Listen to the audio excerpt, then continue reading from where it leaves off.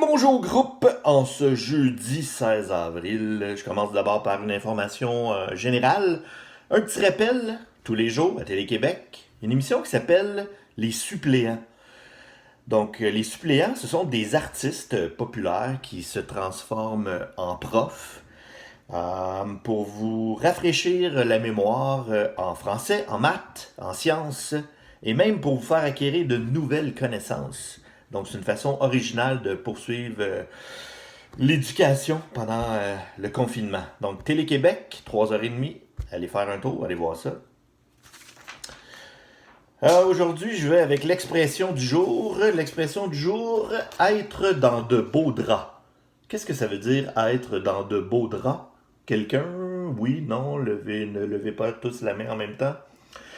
Ça veut dire être dans une situation compliquée, difficile, périlleuse, grave, dangereuse. Dans le fond, être dans une mauvaise situation. Comme un petit peu ce qu'on vit présentement. On peut dire qu'on est dans de beaux draps avec la COVID-19. Mais on pourrait se poser la question, c'est quoi le lien avec les beaux draps? Donc les beaux draps, il me semble que ça n'a pas rapport. Mais oui, il y a un rapport parce que l'expression date du Moyen Âge, dans un contexte différent. Le mot drap à l'époque voulait dire vêtements. Donc c'est comme si on disait être dans de beaux vêtements, mais encore là, quel est le lien? Donc les gens qui se faisaient prendre à tromper leur mari ou leur femme comme punition devaient se présenter à la messe à l'époque habillés totalement de blanc.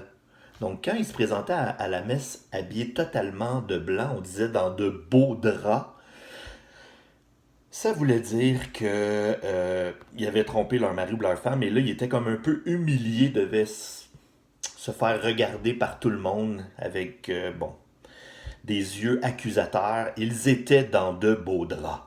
Voilà, c'est le petit lien historique avec cette expression. Premier sujet aujourd'hui.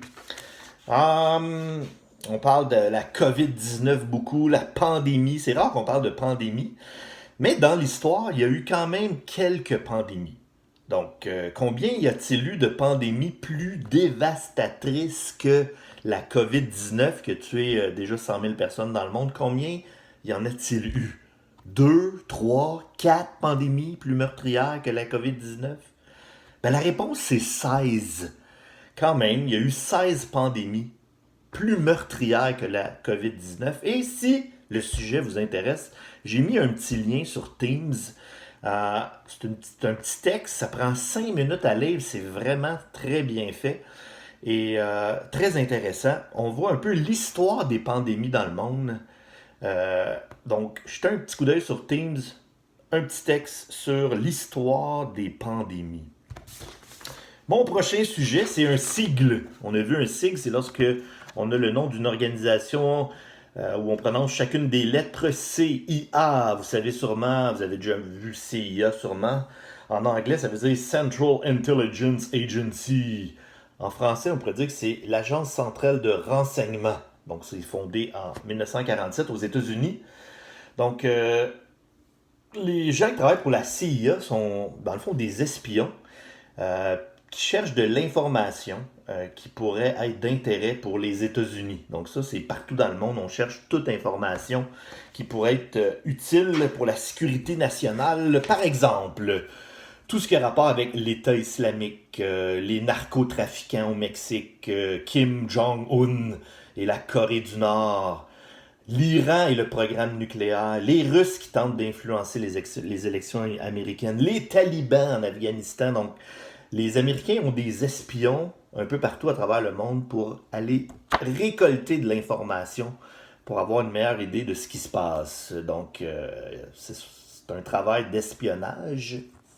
Et si le sujet de l'espionnage vous intéresse, je vous suggère un nouveau livre qui vient juste de sortir qui s'appelle Undercover, avoir 21 ans à la CIA. Donc, c'était traduit et ça arrive dans les librairies. Justement, lire, c'est une bonne façon de passer le temps pendant le confinement. Donc, ça, c'est un livre que moi, je vais acheter parce que tout ce qui a rapport avec l'espionnage, ça m'intrigue. J'aime ça lire là-dessus. Donc, c'est l'histoire d'une jeune fille à 21 ans qui a été recrutée pour devenir une espionne pour la CIA. Et quand on regarde, c'est une jolie demoiselle qui a plus l'air d'un prof de yoga qu'une ancienne espionne. Mais pendant 8 ans de temps, elle va faire ce travail-là, puis elle va, dans son livre qu'elle vient de publier, elle va nous détailler ses missions. On va apprendre vraiment c'est quoi le travail d'espionne. Donc, si le sujet vous intéresse, je rappelle, je vais mettre quand même un lien sur Teams, un lien pour le roman. Et même, il y a des critiques, des gens qui l'ont lu, ça va vous donner une petite idée là, de ce que les gens ont pensé du livre. Mais si le travail d'espionnage vous intéresse, attention, on peut devenir un espion au Canada.